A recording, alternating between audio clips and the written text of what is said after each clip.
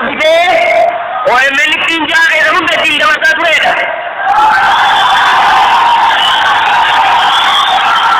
Har'a wallaasoo san injifannoodhaan xumurree biyyattis waan galleef anis nama nagaa ta'uu biyya mirkaneessuu waan hin barbaadu.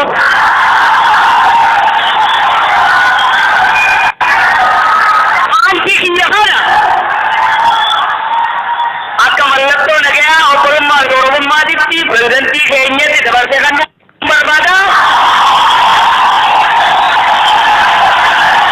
Akka inni nama waaksanne immoo abbaan gadaa dhufee irraa fuudhee akka nuti gaafata. Abbaa gadaa bayyana oolu.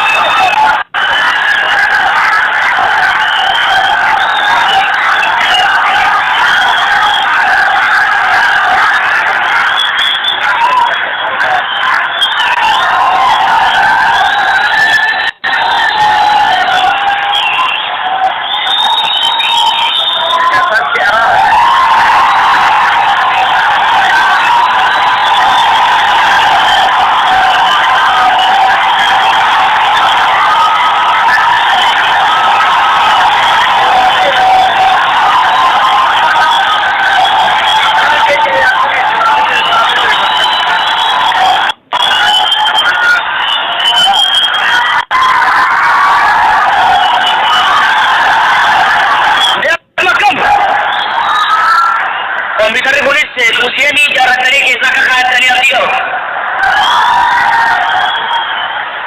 Kabajamaa pirezidantii keenya obbo Lammaa Magarsaa qophii kanarratti argamtee OMN eebbisuu qofaaf osoo hin taane torban dabre kaampii biyya dhuftee uummata bilisootaan harkaa baasuu qofaaf osoo hin taane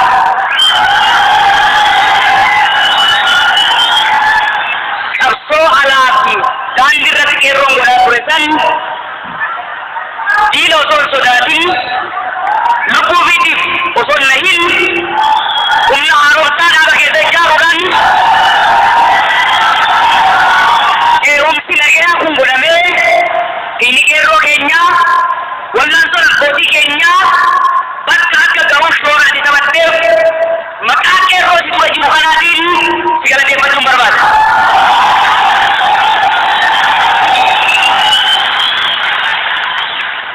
Kabajamaa obbo Nugusuu Xiraa'uun dubbii himaa mootummaa naannoo Amaaraa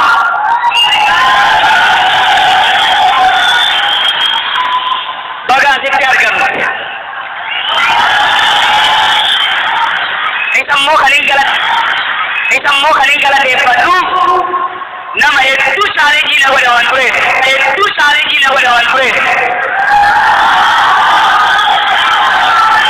Hojii miidiyaa waggoota irraan godhaa turre keessatti mootummaa Itoophiyaatiin wal dhaabbachaa turre keessatti namoota lamaan ofirraa dadhabe. Tokko Nugusuu Xiraa'uun kan madaa'e Addisuu Aragaadha. Kijibaan natu hin dhaabbanne. Oromoon natu hin dhaabbanne. Beekumsa wayii ammayyaa dhugaa jirtu lafa kaa'uudhaan nu dura dhaabbatanii chaalenjii cimaa nu kennaa turan.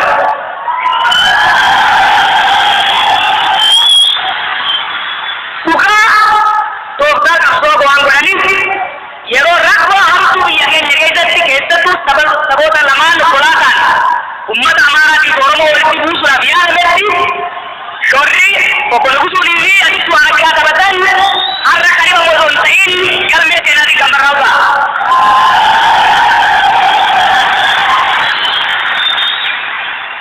Kabajamaa Injinar Taakkala Uumaa kantiibaa magaalaa Finfinnee har'a asin nuti machuu keetiif hedduu sin galateeffadhu garuu ibidda jijjiiramaa sana maaster pilaanii qabsiisuu keessaniif kibbiidha qeerrootti fidda.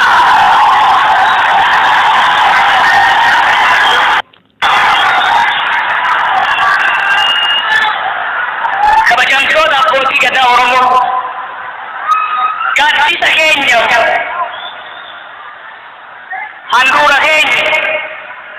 abbootiin gadaa keenya sirna gadaa keenya deebisanii ol dhaabuu qofa osoo hin taane eenyummaa keenya deebisanii akka barannu gochuu qofa osoo hin taane waggoota afran dabre kana keessatti qabsoo godhamaa ture keessatti osoo hin sodaatin osoo utuba hin deebi'in hoggansi Oromoo akka walitti dhiyaatu akka wal hubatu manguddichi kun nama laafaan ta'in abbaan gadaa bayyanaa kun waan hedduu godhe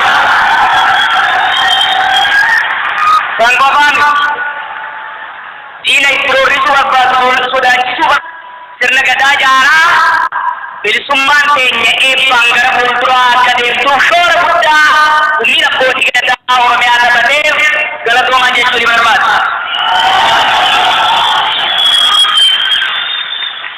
Qabsoo obboota Afrikaa kana keessatti shoora guddaa dhiibii qeerroodhaaf haa fudhannu malee qaamota hedduu keessatti hirmaate.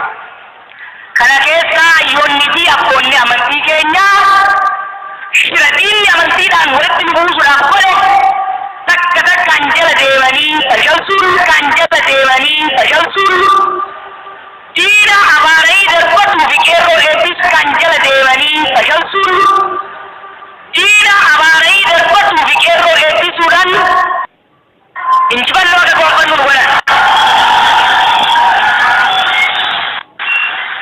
Abbootiin amantaa keenyaa dhiba nutti mul'isuu qofa osoo hin taane nu bira dhaabbachuudhaan hawwasaarii fi malliitti wareegamaa turan.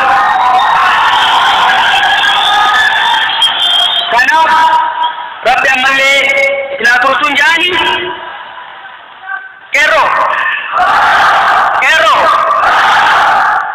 falmalleemi akkamiin falman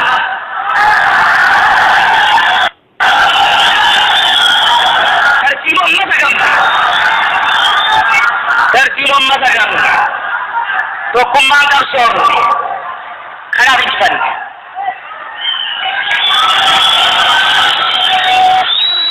Har'a dhaansa tokkoon isinii dabarsuu barbaada. Qabsoon Oromoo waggaa 50 qabsoo guddaa turte injifannoodhaan goolabamtee jirti.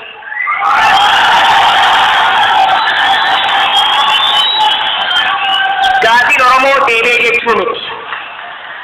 Har'a Oromoon masaraa diinni ittiin shiranti tataa turee fi waraana ittiin bobbaasee dhiiga keenya ittiin lolaasaa ture to'attee jira.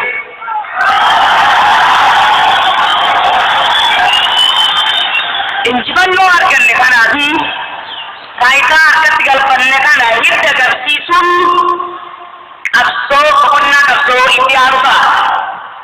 Boqonnaa qabsoo itti aanu kun akkuma pireezidenti Lammaan jaanitti boqonnaa injifannoo kan itti lafa qabsiifnu ka Oromiyaa madda nagaa goonu ka Oromiyaa misoomsinuu fi guddinnu ka Oromiyaa madda dimookiraasii durii sanitti deebi'u ta'uu qaba. Qeerroo biyya walitti hin gorfatu. Tartiiba mata qabnu kan jedhu yeroo isin barreessu laaftutti miti. Ammas koo ka barbaannu taate tokko Oromiyaa tasgabbeessuu barbaachisa.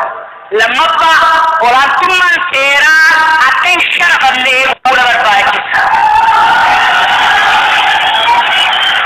Diine garsiifne bara tuufne maqaan olsinanii warra qabu hin dhufu jiliinfachiinanii warra littiin dhugachuu dhufu bakka deemamanii Oromiyaa harka deeffannanii amma Oromiyaa eegganne amma hoggana dhaggeeffanne amma tokkummaa cimsanne amma gara fuulduratti tarkaanfanne diinagdee teenya guddifanne akkasiillee kanaafuu yaa qeerroo bakka amma irra jirru kanatti wal dhaggeeffachuun waliin deemuun barbaachisaadha. Akkuma kaleessa hin danda'an yookaan jaalatan deessanii garsiisan tokkummaadhaan garsiisan mootummaan seekturaa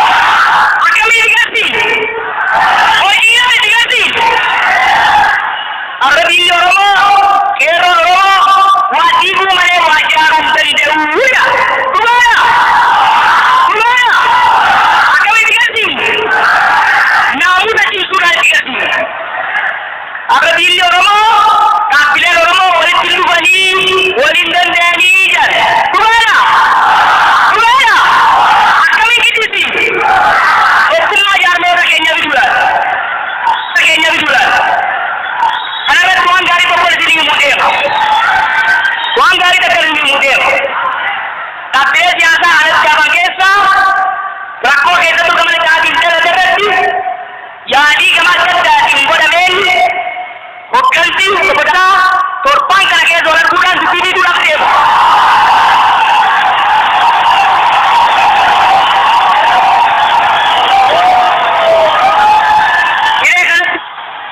Daawud Ibsaatii fi Pireezidant Lammaa Magarsaa cimina hoggansaa obsaa murannoo agarsiisaniin nagaa buusuu irratti tarkaanfii fudhachaa jiraniin galateeffachaa hiree kanas saffisaan xumurtanii akka nu boolsitan shakkii takkan qabuudhaaf isin ka'aa jiraatu jedhan.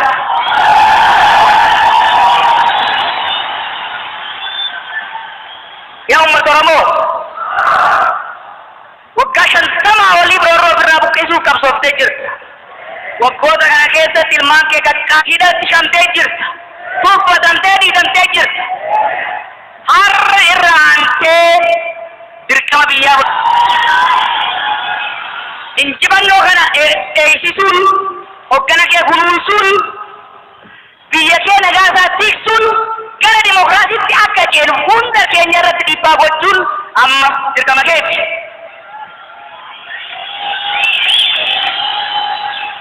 Dhaabbilee siyaasaa Oromoo bakka kanatti argamanii fi hin argamne hundaaf dhaamsa gabaabaan dabarsuu barbaada.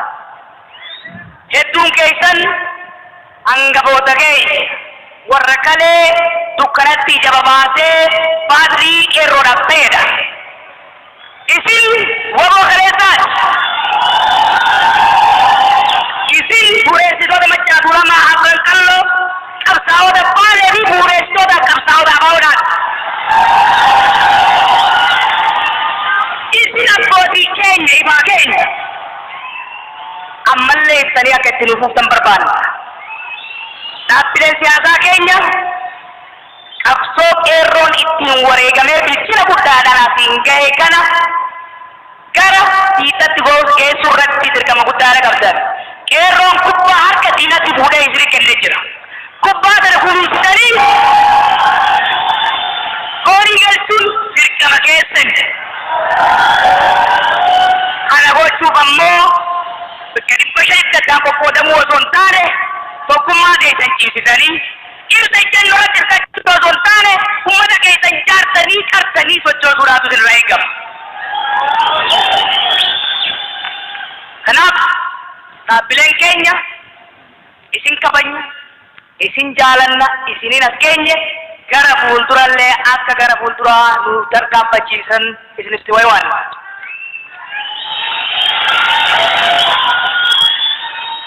Ummata biyya keenyati, ummata Itoophiyaati, ummata ture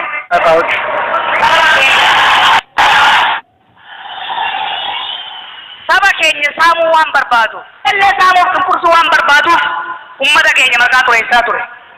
Oromoon isin bitti, isin keessaa of keessaa isin ariiti, lafa keessan qabatti jechuudhaan afaan fajjii gochaa ture. Waggoota 4 dabreetti orola kana kijibsiifne jira.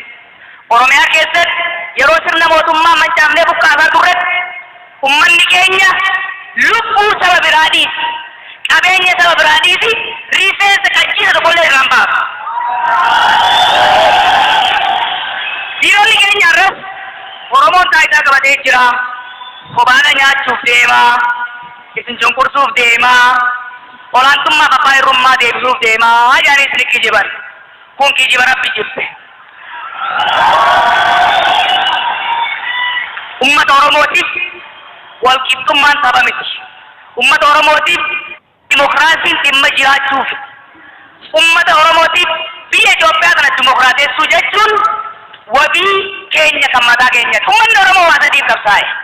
Tokkoffaa dimokiraasii, mirga namootaatii fi kan dhuunfaa mirkaneessuudhaaf.